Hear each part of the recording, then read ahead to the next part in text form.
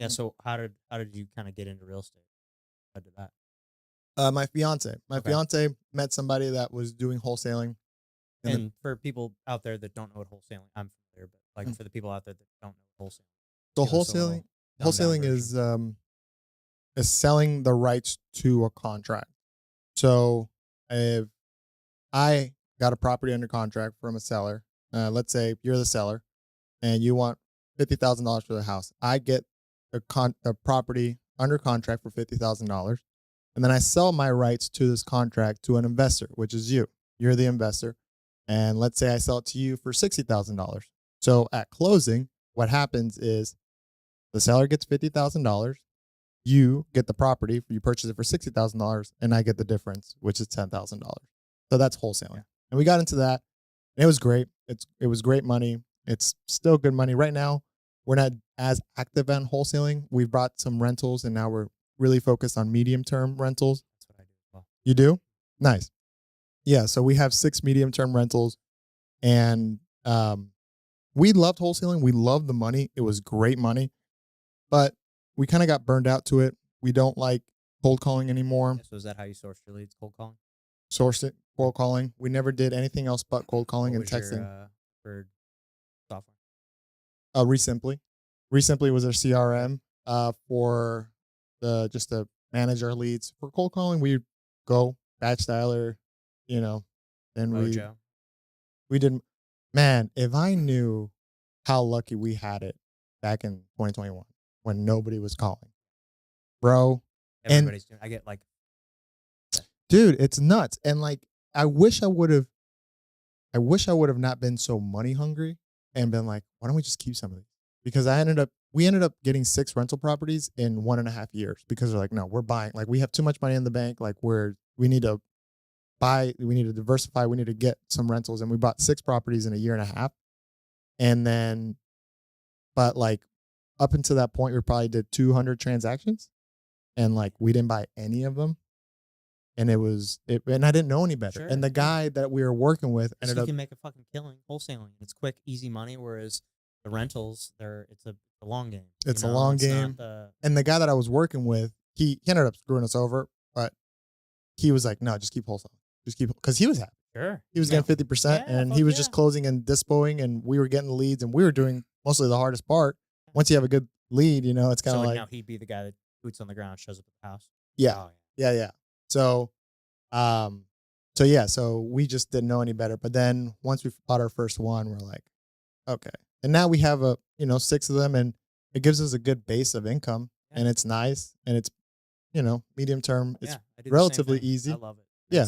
I've only got 2. Look, I'm always going to buy more. Yeah. Where are yours at? We do St. Anne, Overland, U City, Dogtown, and Edmondson. That's where all of them. We have a long-term rental in Kirkwood. Do those ones in up north well? Yeah, they do well. They do well. We have because you got the airport there. Yeah. So you got a lot of Boeing guys coming in there that needs to come in for work and stuff like that. And we work with a lot of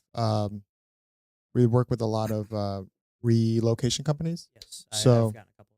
I get a lot of traveling nurses, a lot of relo. I got one. I got this one family that's been in my property. It'll be supposed to be originally 6 insurance. Months. No. Oh. They were. She's from. It's a couple. Their daughter. She's from here originally, and they came back to help because their mom got sick. Mom ended up passing away. They were living in Virginia. Like, man, we have really nothing tying us to Virginia. The cost of living in St. Louis is so much cheaper. Mm-hmm.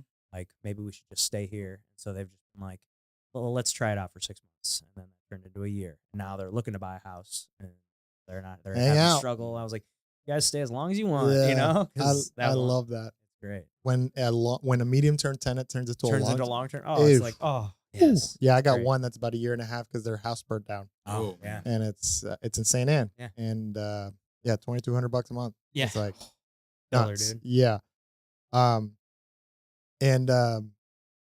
So we're just using real estate as a passive income, and we're shifting to do more travel stuff because my fiance she runs a travel company, and we are trying to get that off the ground. We do. I mean, we still are in real estate regarding the rentals, and we have our websites up. So sometimes we get some leads in there, and we'll work them for sure.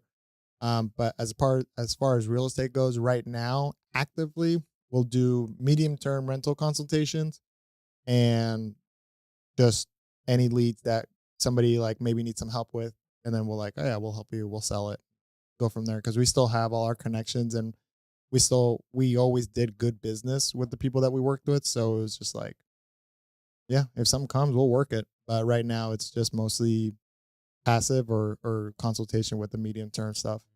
So Like it. It's It's awesome. awesome. yeah, I'm always looking in my business partner trying to buy a couple here. I wanted to get a hand. We've got the two right now. I mean, I've got two midterms and I have one long term rental. you know Keola, Who? Keola.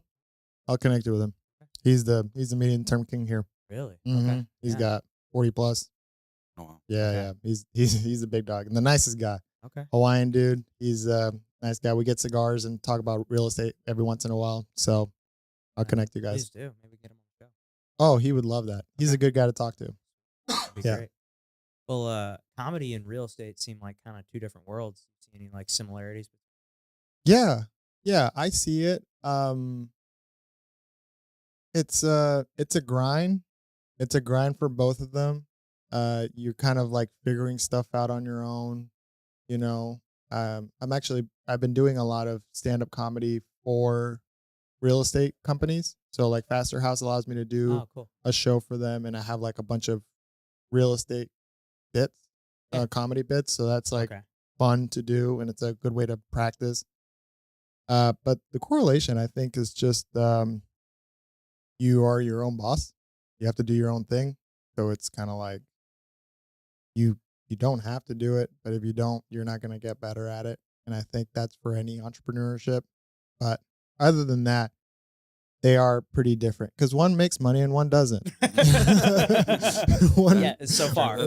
Yeah, so far one does not make money at all, and it's tough. It's tough to like justify spending so much time on something that doesn't pay well right now.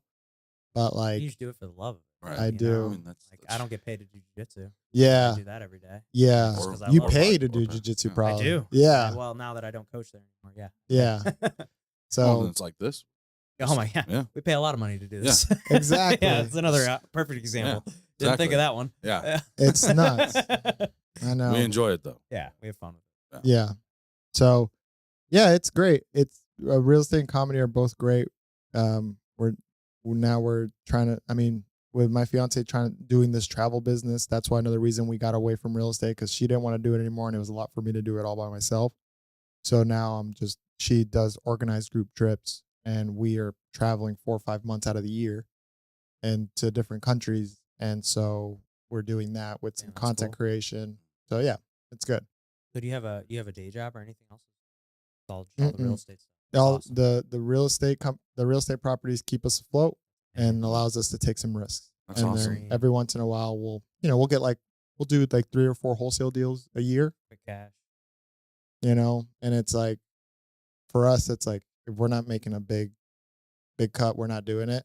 And that's kind of like it's worked out. Like last year we did 3 wholesale deals, and there was like with our rental income, it's yeah, I mean, let's just keep doing whatever we want and pursue passions until we decide to have kids, and then we're like, all right, Settle down. yeah, Yeah, that's easy kinda where I'm cowboy. at right now. Yeah, Well, that's awesome. I mean, that's the dream for me.